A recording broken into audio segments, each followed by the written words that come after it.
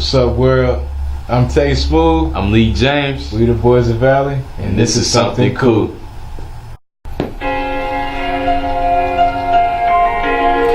Distant. The song is called Seashells. My upcoming tape. Cool.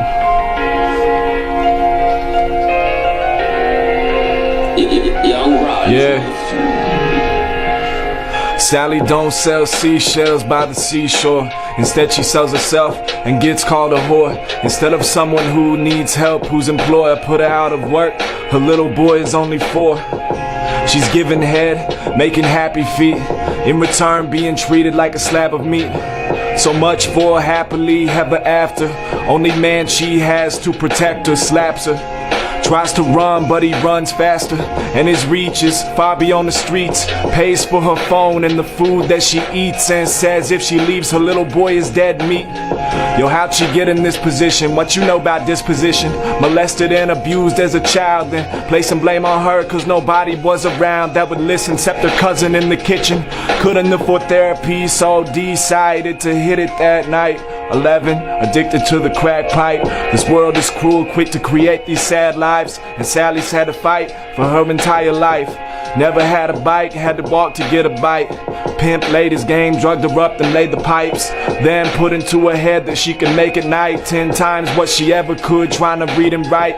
Like that, took her by the reins, then threatened to take her life.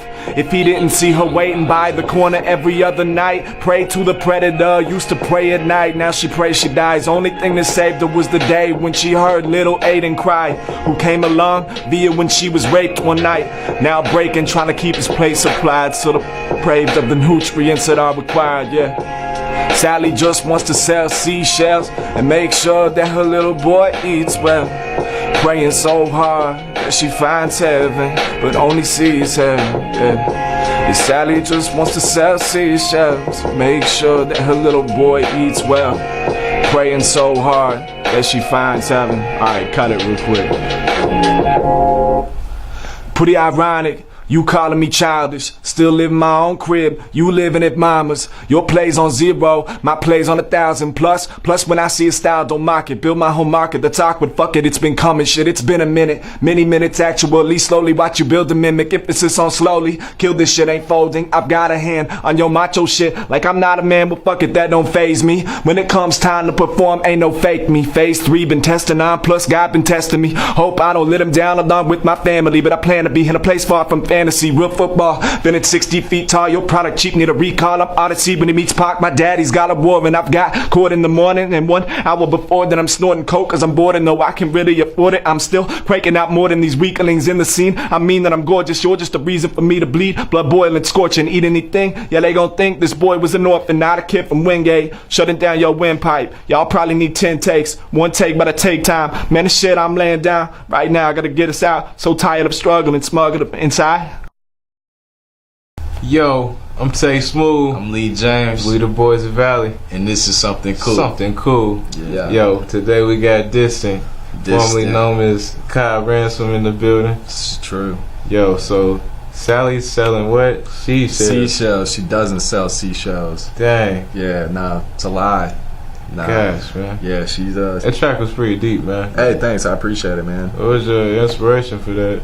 Man, it really just started as some rap stuff, like wordplay. Like I was playing, for some reason that was passing through my head. You know, Sally sells seashells by the seashore, and I just I feel like it was sort of J. Cole influence, because you know how he's always like rapping, like telling stories from like third perspective and stuff. So I just kind of was, I guess, inspired to make something like that, using the wordplay from that. I guess it's a nursery rhyme. I don't know what you would call that, but I think it is. It's like a tongue twister. Yeah, tried to spin it into a narrative about you know, a prostitute, and you know, I know how much people judge out here, so I wanted the song to delve into, to, you know, like deep, this person's a person too, you know. So yeah, I appreciate it. Yeah, it's cool, man. It just shows that, like, you know, everybody comes from somewhere. You know, she didn't want to be selling, you know what I'm saying? But it's just where she ended up. Yeah, man. So, I like how deep the story got. You know, it kind of opens up your eyes to that kind of situation. You like, oh wow, This girl really had it that bad, you know what I'm saying? So, and I mean, I bet it's a real story out there somewhere. man. You know, one that's not like publicized. Yeah, people asked me if it was inspired by like an actual person. I was like, no, but you know, in a way, but not specifically. But the story is definitely out there. Man. And it's, I mean, you know, usually when people result to doing that, you know, there is a story like that behind it. Right on. So man, so you got anything else coming out?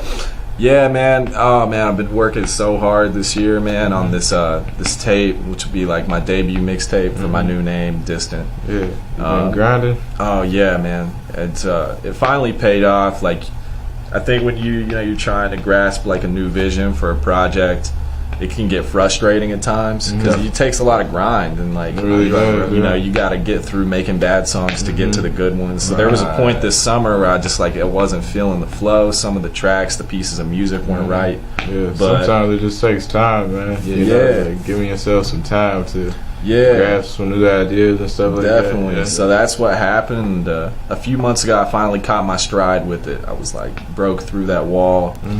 And I've been really confident about it since, and hopefully before the end of the year. And we got a song you guys are going to be hopping on. Oh yeah, man! I'm excited for that. So, but yeah, it's called Trauma is the name of the tape.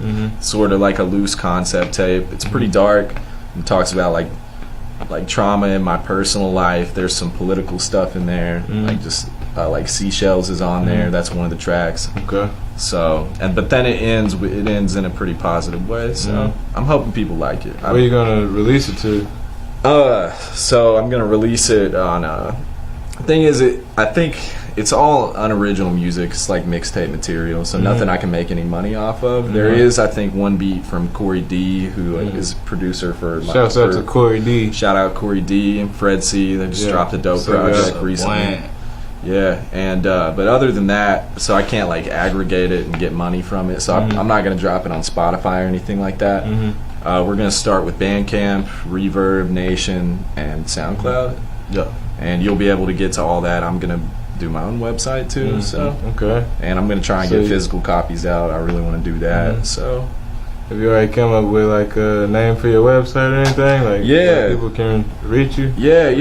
So eventually, you know, I'd like to, I don't know if like what to call it, like a group or a company, but I've always wanted to have like my own thing. So maybe one day if I wanted to open a label or like maybe make my own clothes. So I played around with it for a long time, but this year I finally got what I wanted. It's called Well Balanced. And that ties into like the yin and yang symbol. And I'm a Libra and I'm in the horoscopes, and the Libra symbol is a scale which represents balance and all that. Okay, that makes sense. So wellbalanced.com will be what the website's called, and it's balanced with a Z, you know, I had to throw it off a little bit. So yeah, wellbalanced.com will be the website name. So you say you were Kyle Branson at first, and you changed your name to Distance? Or Distant? What is Distant? How'd you get Distance from Kyle Branson? So Kyle Branson is a name I came up with when I was probably like 15, and it was completely arbitrary. Like I just wanted something that sounded kind of cool. There was nothing else about it besides that. And so I clung to like ransom because, you know, that's kind of like a vicious word, like holding someone for ransom. But and it worked. I mean, I moved back to Lexington, and I was able to get in the scene, and that name seemed to be working. But it just always, I wanted to come as I matured as an artist, like, you know, gain a name that brought me closer to like my actual identity. Like I didn't want people to think I was hiding behind like a veil or playing a character. So Distant, the way it's spelled is capital DS, then the number 10, lowercase t. My real name is Dawson Smith, so that includes my initials in that. And it's also just a little bit cleaner too. This guy is clever, man. Listen to what he's saying. I appreciate it. So that was pretty much it. Plus the word distant, like I really think that's a powerful word. Like I can relate to it a lot. Like on my website, you'll see the definition for the word distant, like underneath my name. How would you describe the word distant in your own words? It's sort of, I think the way I think of it, it's like, you know, you're clicked out sort of from the situation or the environment. You're in your own space. So that's pretty much how I would describe it. That's nice. Yeah, it really is. So got any venues or anything like? Man, nothing right now. I mean, Lexington is limited. I think we all know that. As far as accommodating hip hop, I mean, there's so many talented people here. But as far as venues that support it, but my plan is, you know, in the next week, try and get really aggressive on just getting booked. Al's, of course, you know, that'll be a spot to hit up. I performed at the Cosmic, at the new Cosmic Charlie's, man. I would love. Yeah, they moved to National Avenue. Okay. They still got the sign up at the old one, though. I don't know what they're going to do with that. But, dude, the sound is incredible there. So if I could get in there. I'm a regular at Best Friends Bar, which is on the corner of, like, Woodland and Euclid. Oh, yeah. They get lots of good music through there, man, and I'm really into other types of music, too. So, and I know a lot of people there, so I'm definitely going to squeeze in at Best Friends Bar. Since you're bringing up the types of music that you're in, what do you listen to?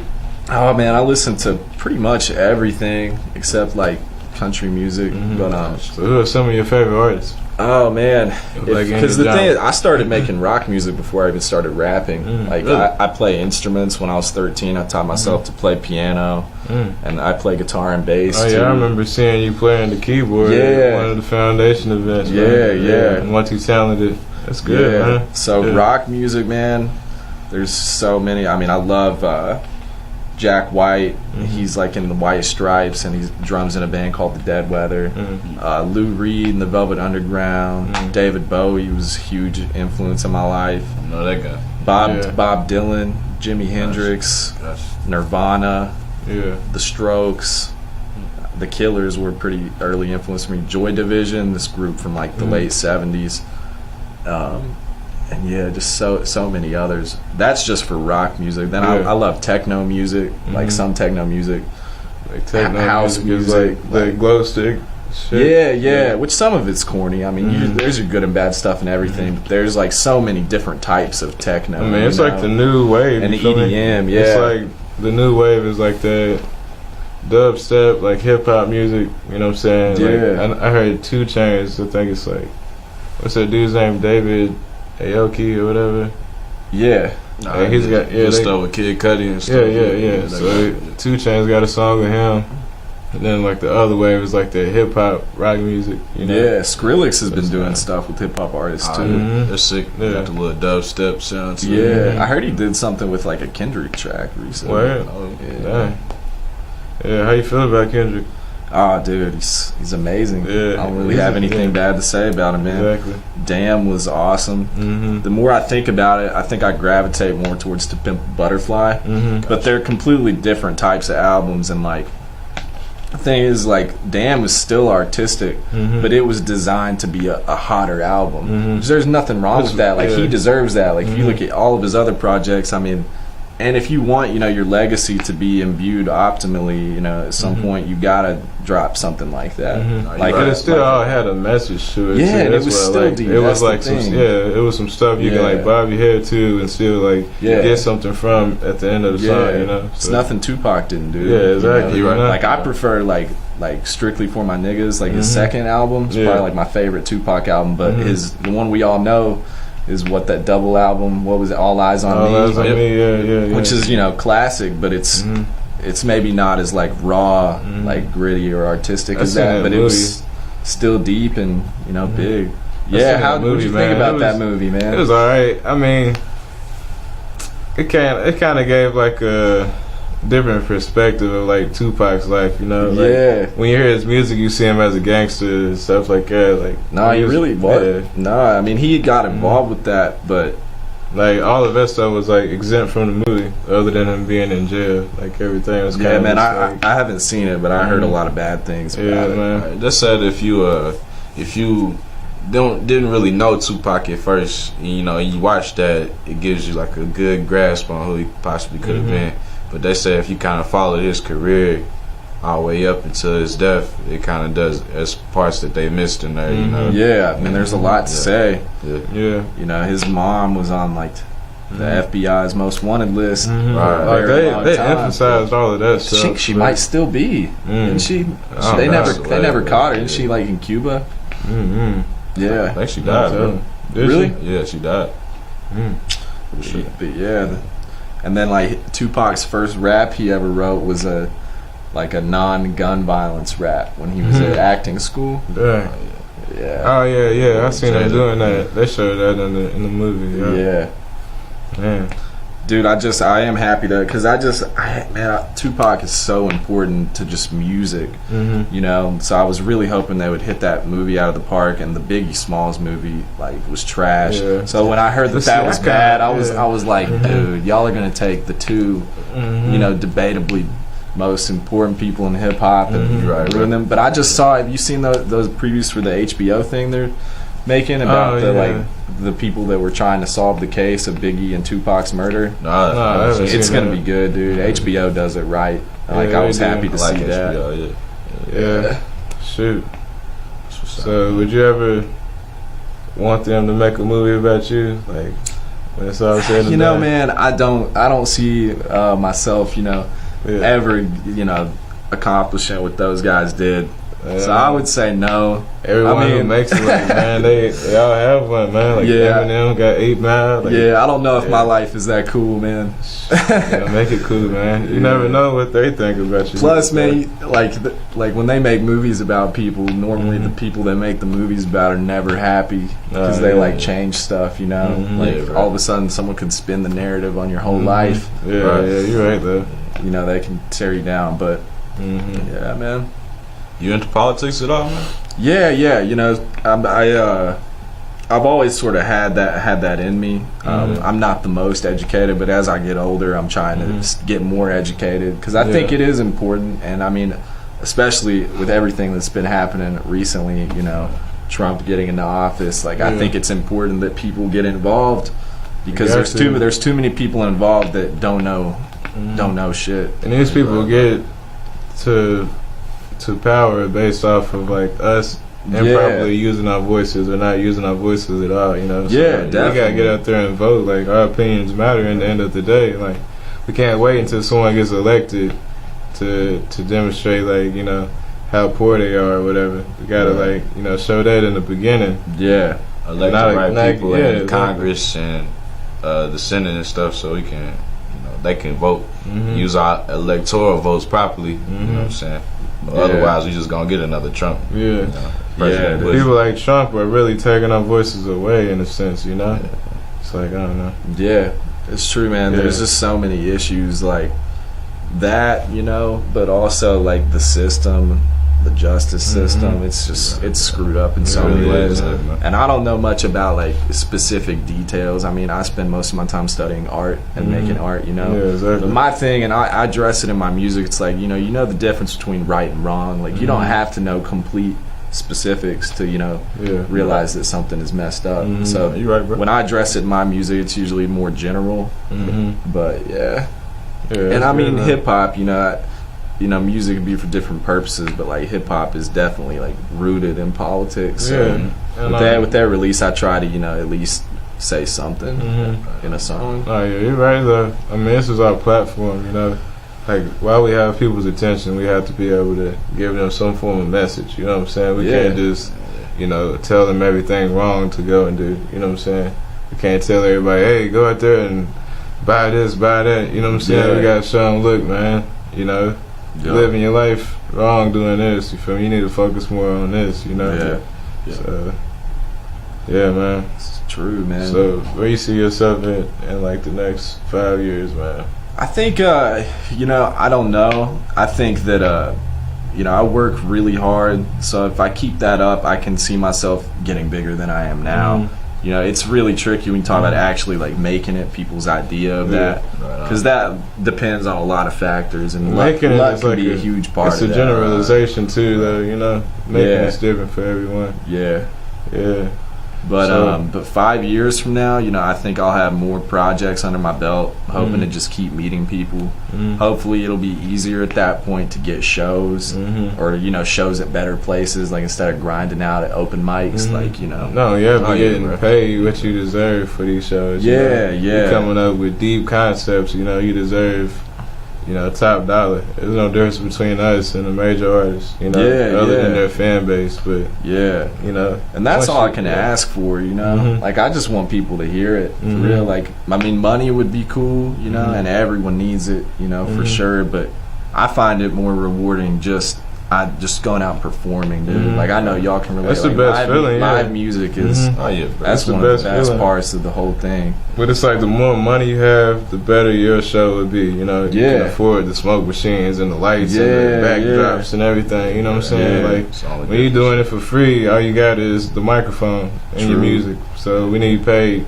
They need to pay us, man. Come on. Stop being cheap, man. They're buying McDonald's all week. Y'all can spend that $5 and have us perform for y'all, man. I can go for some McDonald's. Oh, dude. Hardee's or something. Yeah, me too. I haven't even eaten today, dude. You know, it's crazy. Did you see it cracked me up. McDonald's started that new sandwich thing. The 3 like sandwich thing. You see that? Pick your protein. Dude, it's so funny because it's like McDonald's, you know. It's not Subway, but they're trying to like act like they're Subway now. It's like pick your protein, and you got like a chicken patty, a beef patty, something. And it's like, do you want an artisan roll? Dude, it's comedy. Nah, they had a Szechuan sauce or something just came out, man. Yeah, they only dropped like 22 packets here and there, 20 packets. And it's like people was lined up from here to Africa. The sauce, man. Waiting in the water. Yeah, it's comedy. Remember that sauce, dude? Oh man, that's comedy, man. All right, yo, man, this has been real. Thank you, Distant. Yeah, hey, thanks for having me on, man. It was awesome. Yeah, nice meeting you, man. Yeah, nice meeting you. Stay smooth, Lee James, Distant, and this is Something Cool. Thank y'all.